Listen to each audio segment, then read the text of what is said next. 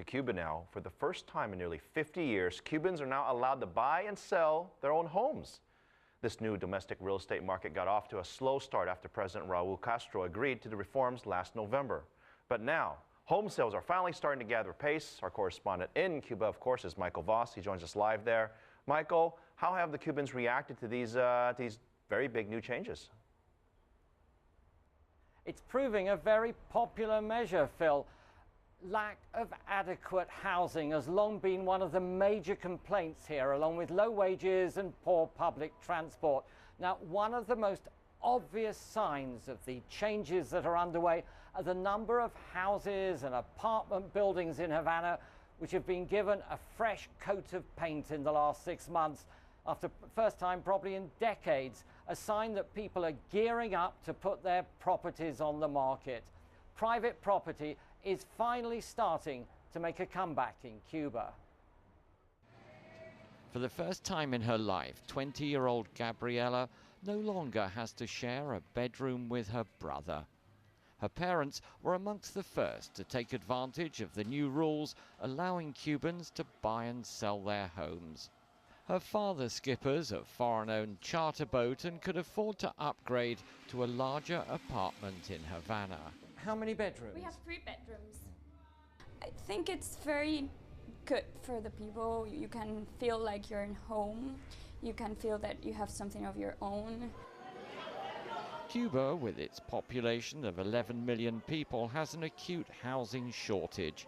The state was responsible for all new construction, but never kept pace with population growth. Roughly half of existing homes are in poor condition and in urgent need of repair. This family of 4 shares a single room and sleeps together in a converted loft upstairs. Ramiro Frometa inherited the apartment from his parents, until now one of the few legal ways to acquire a home.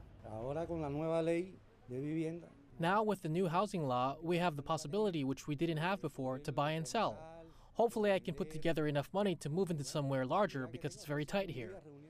There is a system for swapping homes, but it was bureaucratic and mired with corruption. That's now been reformed. The Cuban government may have legalized house sales, but they still haven't created any infrastructure. Cubans still have to come to this park in central Havana in order to advertise their homes. There are no estate agents or realtors, just people carrying homemade signs. Prices vary enormously. No one quite knows what their properties are worth. Wages here are so low that most of those entering the market must rely on financial help from relatives abroad. In the first quarter of the year, just 3,000 sales were recorded. But a further 250,000 people registered the titles to their homes, the first step to putting them on the market.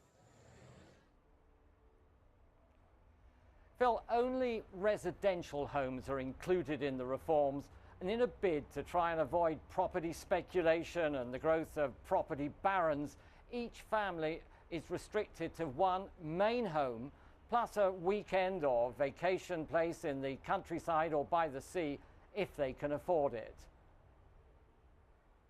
All right, Michael, thank you very much. It's an amazing way to buy and sell homes. Thank you again.